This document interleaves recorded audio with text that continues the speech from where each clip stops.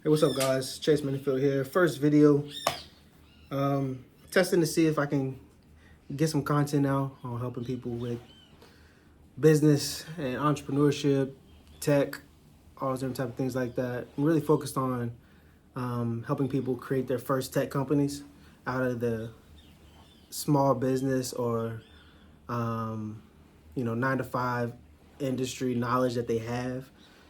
Something very similar to what I've done so far. So hopefully I can make this consistent, but obviously I'm busy. I'm running, I'm the head of EasyOS, a VC-backed tech company, and a property management software. The founder and owner of Helping Hands Security, which is a national unarmed security franchise. And I'm chair of the board for Guard Technologies, which is a software built off of essentially improving the security communication between individuals at a property and the security on site. So we're going to jump into this, and I'm going to pull up these questions that I got and go through them one by one. So here we go. What are the first steps to take when starting a tech company? So when starting a tech company, the first steps to take, and to me, I've drawn out probably like 4 or 5 thoughts of what I believe would be solid tech companies. And some fail, some don't, but all of them are worth pursuing. I would start off with the vision and the thought process of what this would look like. Really trying to think like, if this is something that is going to work, or if this is something that's going to be valuable, what are the key things that it would need to have and need to possess for it to be valuable in the market, right? So the vision is probably the first thing, and the vision isn't just thinking it, but writing it down, drawing screens, having a clear idea of the problems you need to solve in the space with the idea that you have. So that would be the first step, I would say. And if I had to really put step 1, 2, and 3 on there, I would say step 1 is the vision, and to have an idea of what we're trying to solve.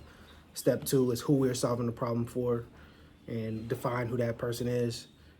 Step 3 is how is it going to be, what is this going to sit on? Is it going to sit on web? Is it going to sit on mobile? And start to get an idea, or is it going to sit on both? And start to get an idea of what that's going to look like from just a starting square point of the problems that we're going to solve. So that would be my first answer to that question. How do you validate a startup idea before investing time and money? Well, you're going to have to invest some time and some money to start to validate a startup idea regardless. I think how much time and how much money you invest is going to be dependent upon your market research, really trying to understand, first and foremost, if you were the customer, would you be a customer of yourself? Would you pay for this product? I think if you can answer that yes, then I think you can take the next step to saying, all right, let me go find some people similar to me who would say yes to this exact same thing, and get their opinion on the product, right, or the idea. In that space, I think you'll also potentially learn that you'll find some like-minded individuals who could possibly be co-founders in this venture, right? It doesn't have to be somebody exactly like yourself. Look at somebody on the other side of the fence who it may be another industry or another thought process you haven't even thought about where this could be valuable in, right? So that's what I would say. Invest some small time and energy first, to kind of just get your thoughts and ideas on the paper.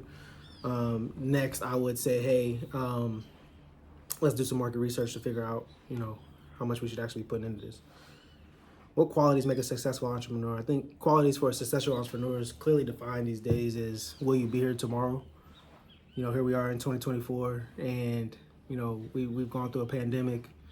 We've gone through influx of cash being available for people that are raising money, to it being a lot harder to raise money, and really having to be a founder that stands on product, business, and building a company. And being persistent, right? I think that's the main thing for me is persistence. I think persistence is the main trait I would look for in a founder. Is somebody who's resilient, somebody who's persistent, but also somebody who's not stuck in their ways, right? Persistence is also a form of evolution, right? Being around here today is a form of making adjustments. So what we started off is not what we're going to end at, and you need to understand when it's time to adjust, and CEO and the founders need to be the people that are in front of that wave to make those changes. So that's what I would say. If I had to name like my top 3 qualities, it would be persistence, vision, and probably leadership skill sets. So so persistence, vision, and then 3, the abilities to like gavel the troops, to keep everybody motivated towards the bigger picture, to keep everybody pulling in the same direction. Those 3 traits is what I would consider to be someone that's a successful entrepreneur. How do you stay motivated during times in your entrepreneurial journey, during tough times in your entrepreneurial journey? I expect tough times. I guess that's just my like life story type situation, right? Is I expect tough times. I believe tough times are going to happen. I believe in the idea that tough times don't last, but tough people do, right? Like that's a real statement where it's more about how you deal with it than more so what is actually happening. So I would say that's not a hard part for me to stay motivated. If somebody does have a hard time staying motivated during tough times, I would evaluate, how much do you believe in what you're doing? And the only people that quit are the people that don't believe in what they're doing and believe that they're heading down the wrong direction. If you believe that you're honestly, truly heading down the right direction, and it's just a matter of time, you won't have no trouble staying motivated. How important is having a technical co-founder for a tech startup? I think it's important, but not necessary at the very beginning. I think you can get through year 1 and an MVP without a technical co-founder. I think once you get to the point where you have customers, you have some small traction, it's important to have a technical co-founder. Then, if you do have a technical co-founder at the very beginning, that's a plus, 100%, to raise capital for sure. But if you don't have a technical co-founder, it doesn't mean you shouldn't start. I think you get started, and then you research and you find and you hire somebody in the technical co-founder spot. There's a saying that I always say that it's harder to hitch a ride when you are just standing on the side of the road with your thumb up, right? It's easier to hitch a ride if you're behind your car pushing. Somebody that sees people working and pushing and heading in the right direction with all their force and all their might, you then find it easier to recruit talent, bring people on board, people that want to be a part of your journey and part of your vision. So be the person that's pushing. If you can't find a technical co-founder right now, be the person that's pushing, and you'll find somebody that can join your team. But it's not necessary at the very beginning. It's better if you have it at the very beginning, but not necessary. We can tackle that down the road. What leadership style do you find most effective in a startup environment? So I've only been in one, I guess, startup environment that I've truly been, in a tech startup. But what I would say is an important environment is everybody enjoying to be here. I don't want nobody around me or around this team that's not fully enjoying this process of this goal that we're chasing. It's got to be a communal, almost tribal commitment from the group that's starting this, right? It's got to be a level of commitment that is, this is what we're trying to do, and we're going to figure it out until we find what we're looking for, right? So that's an important thought process, is that you can't have people that are half in, half out at the very beginning. The people that are in at the very beginning have to be in with a commitment level that is unwavering. And then once you get bigger, I think it's still important to find people who are happy to be here. I tell my team all the time, like, if you're not enjoying what you're doing on a daily basis, this is not the place for you. But also from a CEO perspective, how can I make sure that they are enjoying what they're showing up to do on a daily basis? Because if people are enjoying it, they're more valuable. If they're more valuable, the product's better. If the product's better, the company grows. Straightforward. How do you handle conflicts within your team? So conflicts within my team, I think there's different types of level of conflict, like just like disagreements or arguments or frustrations. I think is a good thing to embrace, because I want everybody to push each other. I want myself to be pushed. I want, you know, my COO, my CTO, I want them to be pushed. I don't want everybody to be just saying yes and okay to everything that everybody's saying. We're not at our best, or we can't compete against 100 team, 1,000 team companies if we don't have that banter back and forth, right? That banter is our strength at the very beginning. So I would say we haven't got to the point where we have like disrespect or like internal team conflicts where it's like HR problems and HR issues.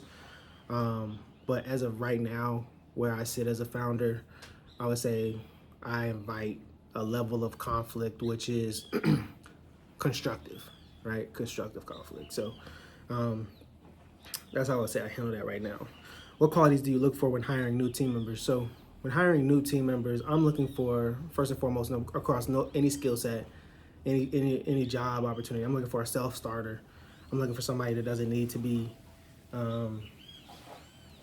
pushed, right? Somebody that's moving themselves, somebody that's figuring things out themselves, somebody that's strategic in the way that they're going about what they're doing. Somebody that brings a level of expertise to this space. So I would say, first number one is, are you a self-starter? Are you somebody who doesn't require pushing to get going on a daily basis? Somebody that doesn't need somebody to be told what to do. Us telling them what to do is just a guideline of what we're trying to get you to do, but ultimately we're looking for accomplishment in specific spaces, and you may know better than what we know on how to accomplish that, and we were looking for people that have strategic vision on how to do that. So two, I would say, would be some type of experience in the space that we're hiring in, some type of demonstrated success in that space, whatever position that is, whether it's financial, operational, marketing, leadership positions, etc. And then three, I would say the quality I would be looking for is a good team player, right? Like a good team player. And I think that's probably third. Somebody who's not a great team player but is great at what they are individually good at, I can deal with. But ultimately, for the most part, we're looking for somebody who is good at what they good at what they do, and a great team player alongside of that. So that would be the top three things I'm looking for. How do you prepare for a successful pitch to investors? So this is something I've had to learn and get better with over time, for sure. And haven't been, I've come from an environment where I built my first company to a multi-million-dollar company without raising a single dollar from anybody. I built it from zero, and I built it the old-fashioned way with customers and traction and customer pitches and sales, right? So, and my company grew as we grew. Had more than 100 people working across the country. Hundreds of thousands of dollars in payroll, all that different type of things. So when I stepped into the tech space, I didn't necessarily have the mindset that I needed to raise capital, which I think was a fault. I think you should bootstrap for sure, but if somebody wants to invest in you, you should definitely listen and talk about the investment. I think you should constantly be feeding and watering that seed of investor relationships. And that's something that I wasn't great at. But let's get to the question. So the question is, how do you prepare for a successful pitch to investors? For it to be successful, I think, one, you need to have a nurtured relationship. I think that's the easiest way to be successful. If somebody is watching you over a course of a couple years and seeing your trajectory grow, and then you pitch them and say, this is where we're at, and then you say, hey, I think that's the easiest way to close an investor. But if you don't have that investor relationship, I think you need to come into a pitch, and you need to have some type of preparation on the individual and on the company, right? So sometimes I get into the process of like going meeting to meeting to meeting to meeting. I think you can do that with an investor meeting. I think you need time before the meeting to prep for the meeting. It's only like 5 to 10 minutes, but you need time before that meeting to prep for the meeting specifically, where you are researching who this person is you're talking to, trying to find any type of common ground for an icebreaker start to the conversation, whether it's school, where you live, similar experiences, all those different type of things like that, right? And then also understanding the company and go through their website and figure out what they're looking for, right? What are their strategic or opportune, best opportunities that they're looking for in the companies that they're investing in. I think if you can do that, it'll improve your pitches and your success, tenfold. I would say the biggest issue with me as far as raising capital as a founder was the fact that I held people's decisions too personal at the very beginning, right? And that's just my nature and my mindset. Of somebody telling me no, it motivates me. But being told no in this space is expected, but how you handle that shouldn't necessarily be, let's go work. I think there's still a level of, and show this person, right? Like work, and I'm gonna show you that you should have invested in me. Like that's a great skill set, but it's also important to understand that it's a thank you for your time, appreciate it, and then going to the next pitch, right? While you're still showing that person that, hey, that was a bad decision. It's going to the next pitch, not stopping pitching. And that's what I messed up. It's stopping pitching, going to sell, and then going to show this person, where I should have been pitching while selling. Even though that's a tough thing to ask for. It's one of the toughest things I've learned as a CEO is me selling and pitching at the same time is tough, because pitching is a 100%, or raising capital is a 100% of your time thing, and it's tough. So, being half into anything results in half-ass results. So that's kind of where that's at. Last question. So what does a typical day look like for you as a startup founder? So for me as a startup founder, a typical day looks like waking up early, getting to the gym, or working out outside, either one, but just getting my body moving. That's about 6 a.m. After that, I'm spending some time either reading or mental stimulation, some type of podcast, reading, quiet time, really just trying to get to myself in the mental space of individual thought, and trying to just see where my mind takes me in that space. At 9 a.m., I'm usually starting our dev team call, and I'm usually just jumping on to listen to see how things are going. I think it's important to be a part of the dev team meetings to understand that where the product sits, where the company sits. I think the dev environment and the dev updates are the lifeline of the business, especially at this time of our business. I think that is the most important meeting I can be on, as far as just keeping my pulse on the company, right? So after that, I usually block off my calendar from like 9:30/10 to 1 p.m. And during that time, it's heads down work for me. So knocking out things that I have on my list of things I need to get done, whether it's emails, decks, sales, whatever it is, but just like heads down work, no calls. After 1, then I'll start having my calendar booked for calls. So that's usually 1 to 5 or 1 to 6, where it's usually back to back, whether it's marketing, finances, investor calls. But the back half of that day is spent for me to actually have meetings. I used to have a point where my calendar was all the way open all day for anybody to book, and I just got frustrated with like not being able to have that heads down time. For me, heads down time is important because I feel like I am productive when I'm actually moving the needle forward on actual things the company needs. So when I wasn't seeing that, I felt unproductive in that space, and I had to make a change. So that's what I would say. So that's pretty much the basics of my day. After that, I'm usually chilling, grabbing dinner, or trying to find some type of networking event to go to. But 6 a.m. workout, 7 a.m., 7:30, some type of reading, mental stimulation, things of that nature, quiet time, meditation. Then I got a 9 a.m. call that starts off my day with my dev team, stand-up call. 10 o'clock, I'm blocking off for heads down work until 1 o'clock. 1 o'clock, I then start meeting with people. If I have meetings on the calendar, if I don't have meetings on the calendar, I just keep working. But then 1 to 5, 1 to 6 is, meetings, and finishing the day. After 6, I'm usually grabbing dinner. Sometimes I may go back to the gym, but that's usually a typical day for me as a startup founder. So appreciate you guys. This is almost a 20-minute video, but I want to get more content out like this. Just trying to assist people that are in similar spaces like me, running a company, running a team, making decisions on a daily basis that, you know, could be great, could be bad, but figure it all out as we go. So tune in, subscribe, like my channel, subscribe to my channel, all those things like that at Chase Minifield across all social platforms. Look forward to continually bringing content to the space. Appreciate you guys. Later.